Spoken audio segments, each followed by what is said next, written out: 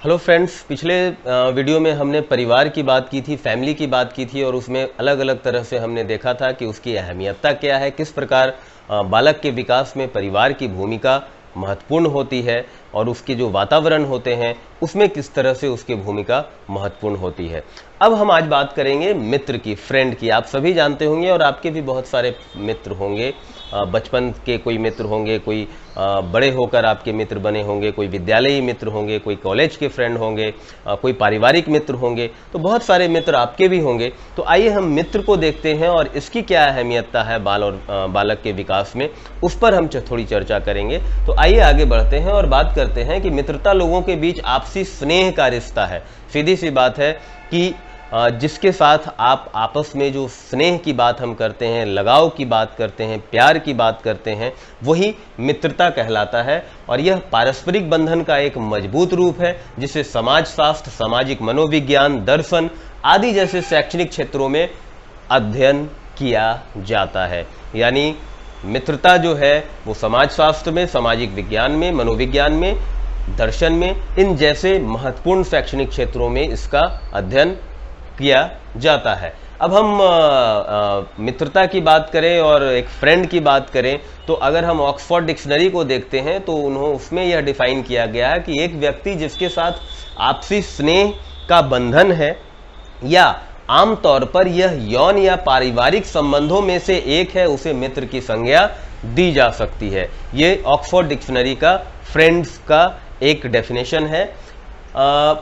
बात अगर हम आगे बढ़ते हैं और बात करते हैं कि सच्चा दोस्त खुशी और दुख साझा करता है, यानी जो हम कह सकते हैं कि जो सच्चा दोस्त होता है, जो रियल फ्रेंड होता है, वो सिर्फ और सिर्फ खुशी में ही नहीं, वो दुख में भी आपके साथ होता है। खुशी और दुख दोनों को वह साझा करता है। कठिन परिस्थितियों में आपके साथ वो खड़ा होता है, तभी वो आपका सच्चा मित्र है। अगर ये गुण नहीं है किसी के अंदर तो आप थोड़ा सावधान होइए कि क्या वो आपका सच्चा मित्र है या नहीं है।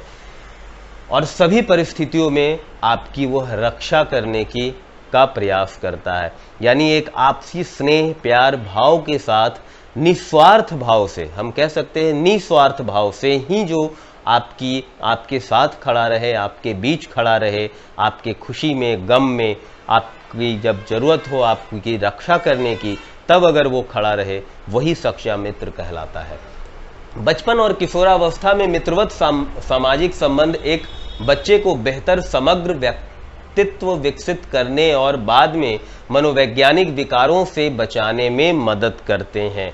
ये एक जो लाइन है, ये आपको समझने की आवश्यकता है कि जब बचपन और किशोरावस्था की बात करते हैं, जब जो चाइल्डहुड है उसकी बात करते हैं, और फिर जब हम किशोरावस्था की अगर हम बात करते हैं, तो मित्रवत सामाजिक संबंध जो है वो कहीं ना कहीं जो एक सोशल जो रिलेशन की बात जो की जा रही है, उसमें बच्चे बेहतर तरीके से समग्र व्यक्तित्व का अपना विकास करते हैं। मित्र के साथ आपसी मेल जोल के साथ वो एक समाजीकरण उनका होता है और वह बेहतर समग्र व्यक्तित्व को विकसित करने में खुद की मदद करते हैं। और बाद में मनोवैज्ञानिक विकारों से जो अलग अलग तरह के जो मनोवैज्ञानिक विकार उत्पन्न हो जाते हैं, उससे भी यह जो मित्रवत संबंध है, जो मित्रवत सामाजिक संबंध है, यह बचाता है, उस बालक को जो है वो बचाता है।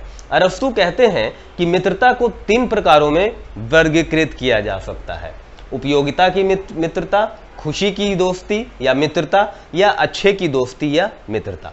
अब आइए देखते हैं कि उपयोगिता की मित्रता क्या होती है। अकॉर्डिंग टू अरस्तु के आप जानते हैं, अरिस्टोटल को आप जानते होंगे, उनके अनुसार 3 तरह से जो है वो मित्रता को विभाजित किया गया है।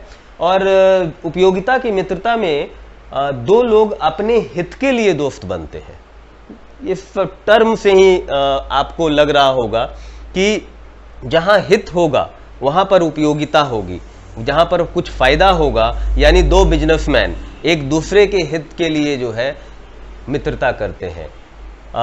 कहीं ना कहीं अगर हम कस्टमर और अगर हम बिजनेसमैन की बात अगर करें या दुकानदार की बात करें, तो वहाँ पर उपयोगिता की मित्रता जो है वो साथ साथ झलकती है। आप सोच कर देखें, आप उससे मित्रता करते हैं कि मैं जाकर 2-4-10 रुपए कम करवाऊंगा किसी भी वस्तु को खरीदने जाऊंगा, तो उसी दुकान में आप बार बार जाते हैं, वो आपका उपयोगिता का मित्र बन जाता है। और वो आपके लिए इसलिए वो कम करता है ताकि आप रेगुलर कस्टमर उसके बने रहें और जो भी कुछ कमाई हो वो उसी के पास आए, किसी दूसरे के पास ना जाए। तो ये जो 2 उदाहरण है, इससे आप समझ सकते हैं कि उपयोगिता की मित्रता किसे कहते हैं। अब आगे बढ़ते हैं और खुशी की दोस्ती की हम बात करते हैं कि फ्रेंडशिप ऑफ हैप्पीनेस की हम बात करते हैं कि इस तरह के लोग जो है वो सामान्य रुचि और खुशी साझा करते हैं, वे एक दूसरे के साथ अपनी खुशी के पल साझा करते हैं, यानी हैप्पीनेस की बात करते हैं। यहाँ पर सैडनेस नहीं है, जो भी चीज़ें हैं वो खुशी की वहाँ पर बातें होती है। और ऐसे मित्र आपको खास करके फेसबुक फ्रेंड्स आप बात करें, अगर आजकल अगर सोशल मीडिया की का प्रचलन बहुत ज़्यादा है तो उसकी बात करें, कॉलेज के मित्र की अगर बात करें, विद्यालय के मित्र की अगर बात करें, या जो चाय पे जो चर्चा कहीं चलती है वैसे मित्रों की अगर हम बात करें, तो ज़्यादातर ऐसे मित्र होते हैं वहाँ पर। हालांकि वहाँ भी कोई जेन्यून मित्र बन जाते हैं, हम ऐसा नहीं हम कह सकते कि फेसबुक फ्रेंड्स जो हैं वो जेन्यून नहीं हो सकते, विद्यालय में जो मित्र हैं वो जेन्यून नहीं हो सकते, या फिर कॉलेज में जो मित्र हैं वो जेन्यून नहीं हो सकते, ऐसा नहीं है।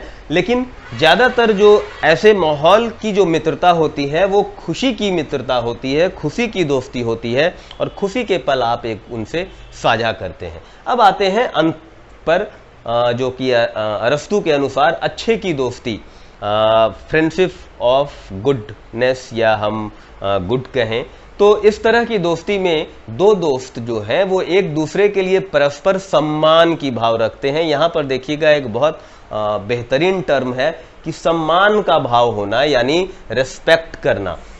एक दूसरे का रिस्पेक्ट आप करेंगे, वहीं से जो है एक मित्रता की गहराई को आप माप सकते हैं कि अगर कोई व्यक्ति मित्र है तो वो एक दूसरे को कितना सम्मान देता है।